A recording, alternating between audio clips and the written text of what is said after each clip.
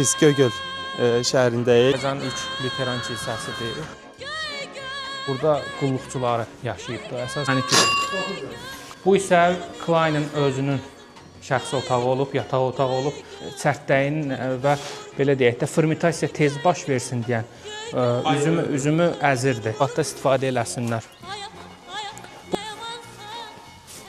Geniş həyəti var. Hər almanın evinin belə böyük həyəti olubdur. Həmin zirzəmilər də bu evin zirzəmiləri kimidir də, yəni eyni.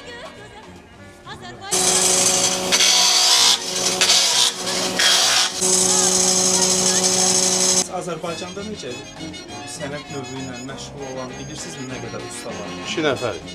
Ha, Göygöldə 2 nəfərsiniz. Yox, elə obş Azərbaycan. İşiniz irəli olsun. Çox sağ olun.